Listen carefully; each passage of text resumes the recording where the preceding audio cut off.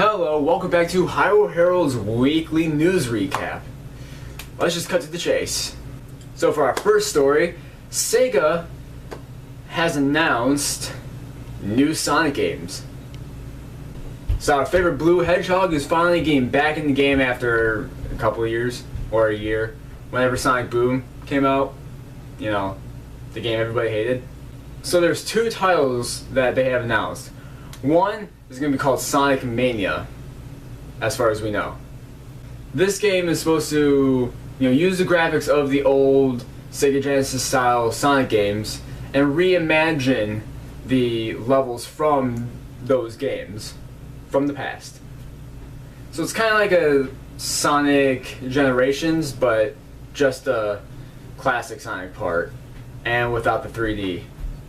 Yeah, it's basically that. So the games they're going to be using levels from are Sonic the Hedgehog, Sonic the Hedgehog 2, Sonic CD, Sonic the Hedgehog 3, and Sonic and Knuckles, which is quite a bit of games, which is basically their most popular Genesis-style games. Even with the flop of the Sega CD, Sonic CD was still a great game. And they are reimagining those levels. The next game they announced has no title, but they do show a 2017 trailer. This game is basically the sequel to Sonic Generations, where there is the modern Sonic and there is the classic Sonic working with each other. Now, I don't think they're going to be doing reimaginings of the old levels like they did in Generations, but these two are working with each other. So, modern Sonic doing his modern Sonic stuff, 3D stuff, and classic Sonic doing his basic 2D classic Sonic stuff. I personally hope that Modern Sonic has no 2D segments, because that defeats the purpose of classic Sonic being only 2D. Modern Sonic should be only 3D, classic Sonic should be only 2D. That's how it should work, in my eyes. I don't know, let's see what happens. It's probably going to be more so exactly like Generations, just with new levels. So, here's some development on the game No Man's Sky. So, apparently, there's a little bit of a snafu. Meaning, they're in a little bit of a pickle. Apparently what the game uses in order to make this world so big, and the engine that they use, is actually patented by a Dutch company. So now this company who's making No Man's Sky is running into legal problems with that company because of this patent. Because apparently they didn't get the actual rights to use whatever program that they are using to make the game. In order, you can't sell that game when you don't have copyright rights. If you don't have rights to how you made the game, you can't sell the game for profit legally.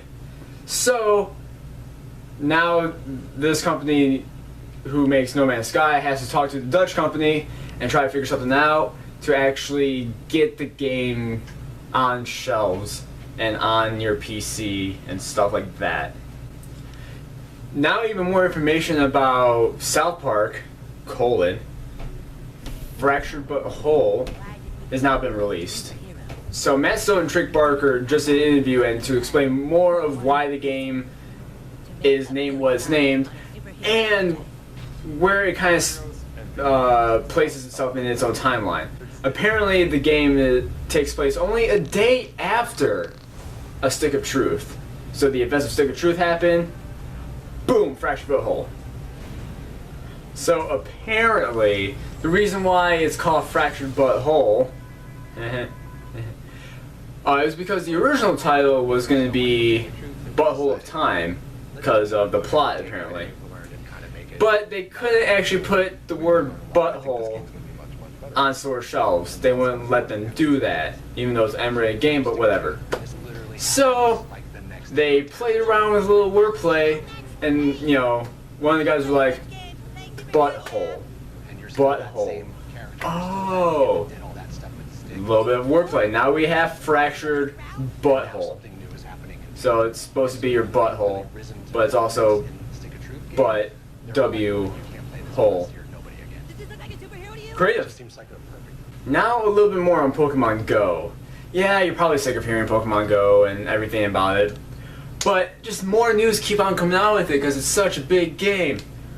So, as most people probably know, it's been breaking records on downloading and people playing it. Apparently, it's the most downloaded game in the App Store. At least in the Google Play Store, I know that for sure. And probably in the Apple Store too. It's breaking download records right now. More people play Pokemon GO than people who use the Facebook Messenger. Facebook. They're beating Facebook. That's just crazy to think about. Also, Nintendo stocks have gone way up since day one. I even checked it myself the second the game came out. Okay, well maybe within the day. The next day I go to work, I will look it up. Hey, let's see what Nintendo stocks are looking like. 12% up. For people who don't know stocks well, 12% is quite a bit. You're thinking, 12 is a low number. But if you really look at how stocks work, one, most places are not even going positive. They tend to drop and they go a little bit high, a little bit low, a little bit high. They're very steady.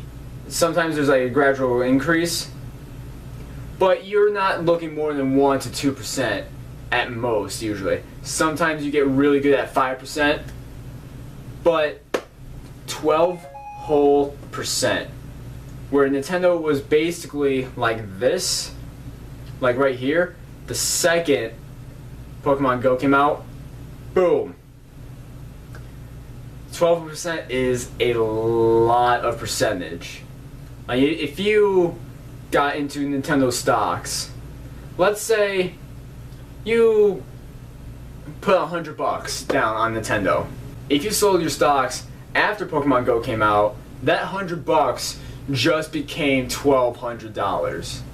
That is a lot of money. So imagine the people who actually dumped in more than $100, which people tend to do. If you dropped $1,000, $12,000 right there. So Nintendo stocks have increased insanely. I believe they're even past Sony at this point, which hasn't happened in quite a few years. So Nintendo's really, really racking in the cash. Also, apparently, you know how big Overwatch was as a game? And it still is. It's a very huge game. A lot of people play it. They even introduced the competitive mode in the console version that I saw last night, finally.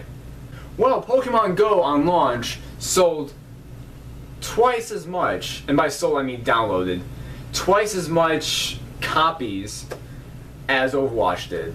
And Overwatch had an amazing launch, and there was so much hype for the game, and Pokemon GO doubled that.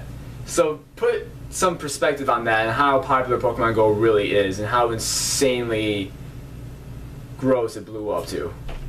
So there's all the news for this week's recap that I find the best and the most important. So if you like this video, thumbs up. If you want to see more from us, subscribe. And till next time,